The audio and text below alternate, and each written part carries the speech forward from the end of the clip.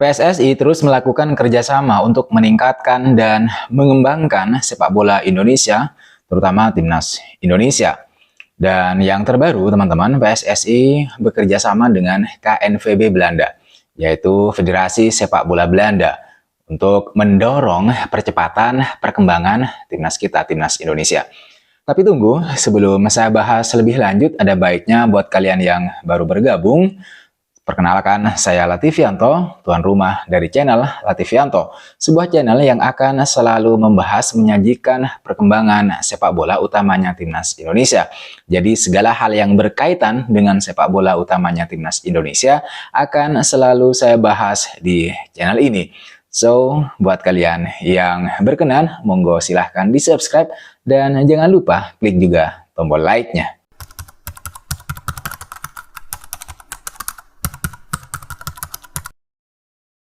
Seperti yang sudah saya sampaikan tadi, teman-teman, PSSI terus melakukan kerjasama dengan Federasi Sepak Bola Belanda, yaitu untuk meningkatkan prestasi timnas Indonesia dan terutama secara umum adalah untuk perbaikan persepak bolaan Indonesia. Bukan hanya sekali dua kali, PSSI sudah beberapa kali bertemu dengan perwakilan KNVB. Yang terbaru, pada hari Rabu kemarin, tengah pekan ini, PSSI kembali kedatangan KNVB di Jakarta. Sebuah kesempatan yang kemudian dijadikan untuk peluang untuk membahas digelarnya laga timnas Indonesia versus Belanda, sebagaimana yang sudah pernah saya bahas di video yang lain beberapa waktu sebelumnya. Jadi memang kedatangan KNVB ke Jakarta kemarin adalah untuk menawarkan program kerjasama kepada PSSI. Tawaran kerjasama dari KNVB ini secara umum ya meliputi seputaran percepatan prestasi sepak bola Indonesia, yang kemudian disambut hangat oleh PSSI mengingat bagusnya pembinaan terstruktur di berbagai level usia pemain yang terjadi di Belanda. Seperti yang dikatakan oleh Pak Erick Thohir, teman-teman, bahwa kerjasama antara PSSI dan KNVB yang difokuskan pada berbagai proyek pengembangan, di mana salah satunya adalah pendidikan pelatih sepak bola Indonesia. Saya sepakat bahwa memang harus ada pelatihan terstruktur yang baik untuk salah satunya untuk pelatih yang ada di Indonesia. Nah, saya juga sepakat bahwa masyarakat Indonesia dan masyarakat Belanda memang memiliki hubungan historisitas yang panjang. Dan hubungan ini harus terus dimaksimalkan, harus terus diarahkan untuk membuat kedua negara itu kemudian saling membantu. Bahu-membahu terutama untuk pengembangan dunia sepak bola. Sehingga apa yang sudah terjalin itu akan terus terjalin ke depan dan semakin kuat karena hubungan kerjasama utamanya yang terjadi atau terjalin dalam dunia sepak bola. Kemudian teman-teman, salah satu poin lain dari kemitraan atau kerjasama antara PSSI dengan KNVB ini adalah ditujukan untuk meningkatkan kualitas dan pengalaman tim nasional Indonesia di semua kelompok umur, baik itu putra maupun putri. Sehingga tidak heran jika kerjasama ini kemudian diharapkan bisa menjadi dasar kolaborasi antara dua federasi, yaitu PSSI dan KNVB. Tidak bisa kita pungkiri memang bahwa nama besar Belanda di peta sepak bola dunia itu bisa kita harapkan, bisa kita gunakan untuk membantu PSSI dalam meningkatkan performa dan prestasi timnas Indonesia. Ya, lebih-lebih secara umum pembinaan sepak bola di Indonesia untuk kemudian menopang keberlanjutan prestasi dan masa depan timnas Indonesia yang saat ini sudah semakin baik. Saya informasikan terlebih dahulu bahwa di pertemuan hari Rabu kemarin, KNVB diwakili oleh Giggs de Jong sebagai Sekretari Jenderal KNVB. Lalu kemudian ada Michael van de Sar selaku Head of International Program and World Coaches. Dan kemudian ada Ruud van de Sar selaku Head of Sales New Partnership. Kedua belah pihak yaitu baik PSSI maupun KNVB juga menandatangani nota kesepakatan atau MOU untuk kemudian mempromosikan sepak bola di berbagai level internasional. Pertemuan ini merupakan lanjutan pembahasan kerjasama PSSI dengan KNVB yang sudah dijajaki mulai bulan Mei lalu. Dalam pertemuan tersebut, Pak Erick Thohir mengatakan bahwa untuk tahun depan itu ya tergantung dari hasil kualifikasi Piala Dunia putaran ketiga nanti. Mungkin ya bisa saja tahun depan PSSI bisa mengundang timnas senior Belanda, timnas pusat gitu ya, secara profesional. Seperti saat PSSI mengundang Argentina. Jika benar nanti ada pertandingan persahabatan antara timnas Indonesia melawan timnas Belanda, maka ini akan sangat berguna bagi timnas Indonesia sendiri untuk kemudian menimba pengalaman dan ilmu sebagai modal untuk kemudian terus berkembang di masa depan. Inilah salah satu maksud dari PSSI yang ingin hubungannya dengan KNVB itu bisa saling menguntungkan.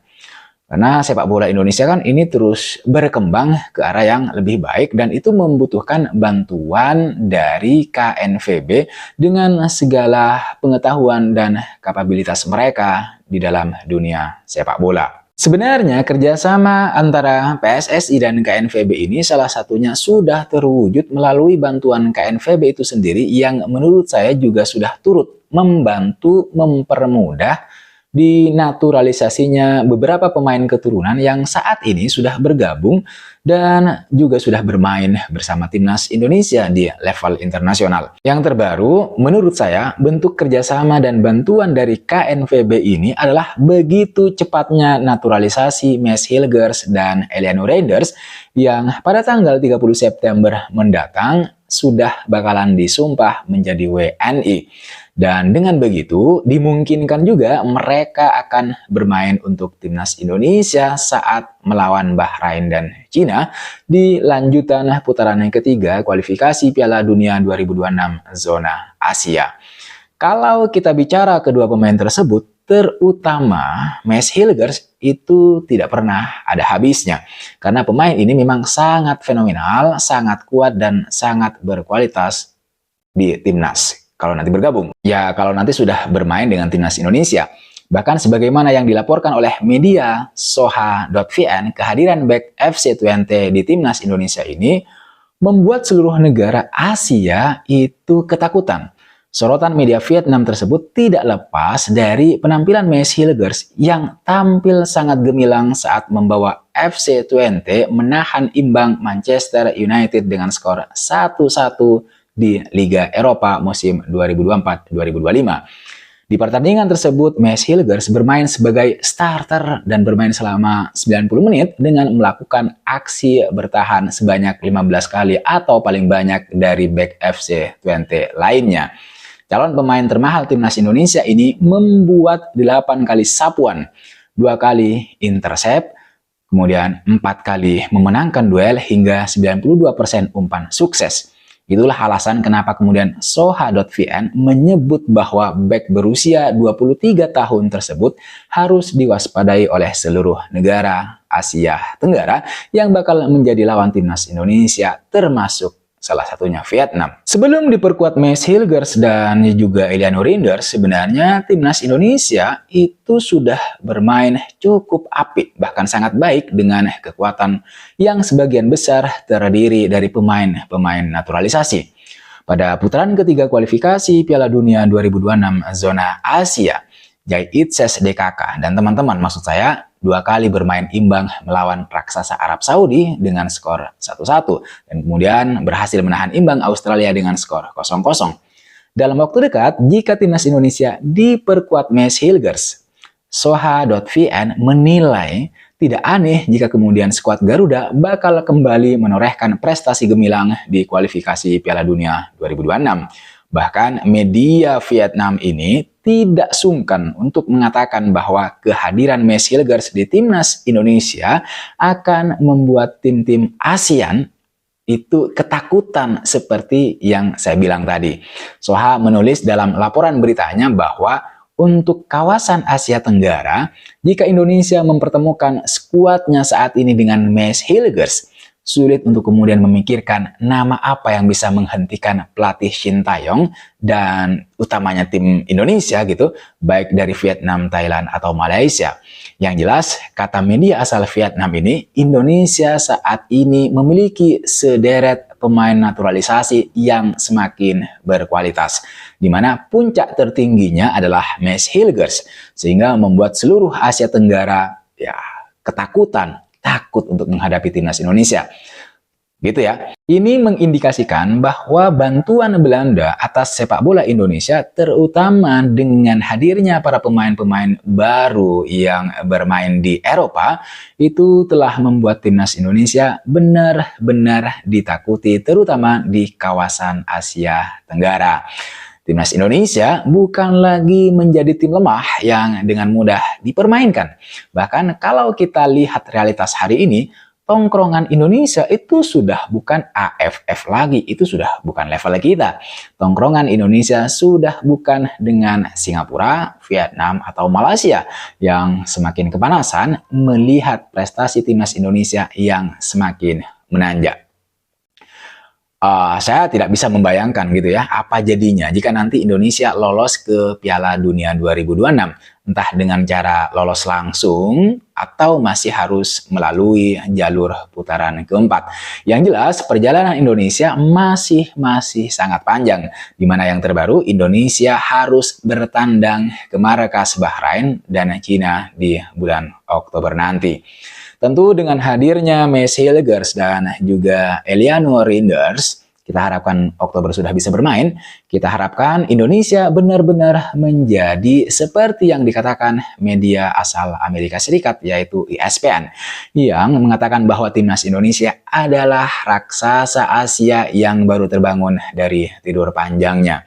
Dan kita sangat bangga gitu ya, untuk pertama kalinya kita melihat pemain Indonesia, yaitu Messi Hilgers gitu, memang masih calon karena belum disumpah, tapi menurut saya kita sebenarnya sudah bisa mengklaim bahwa dia adalah pemain Indonesia gitu ya, karena dia hanya tinggal menunggu waktu saja untuk kemudian disumpah dan untuk kemudian sah juga menjadi orang Indonesia. Jadi sekali lagi kita sangat bangga memiliki dan melihat calon pemain timnas kita, timnas Indonesia itu menjadi orang pertama Indonesia yang kemudian bermain di Liga Eropa, dan lawannya nggak tanggung-tanggung gitu ya, yaitu Manchester United. Ya, meskipun performa MU akhir-akhir ini itu sering kedodoran. Ya, belum sehebat saat ditangani oleh arsitek legendaris Sir Alex Ferguson. Dan menurut saya teman-teman, yang kemudian juga turut membuat Indonesia, ya salah satunya kan dengan kehadiran Messi Hilgers, tetapi semua yang melakukan itu adalah PSSI, terutama di bawah pimpinan Pak Erick Thohir. Jadi saya mungkin tidak keliru jika kemudian mengatakan bahwa Pak Erick Thohir dengan PSSI-nya ini sudah membuat Indonesia belakangan ini, bahkan di titik ini, sudah ditakuti oleh negara-negara di kawasan Asia Tenggara. Meskipun belum bermain begitu ya, meskipun belum bermain, tetapi melihat track record Indonesia yang tampil sangat bagus di 2 laga awal putaran ketiga, langsung kemudian membuat negara-negara Asia Tenggara menjadi cudan, ya seperti yang dikatakan oleh media Soha.vn, Asia Tenggara ketakutan melihat bahkan untuk menghadapi timnas Indonesia. Saya kira itu teman-teman yang bisa saya bahas di video kali ini. Buat kalian yang menonton video ini sampai selesai, saya ucapkan banyak terima kasih.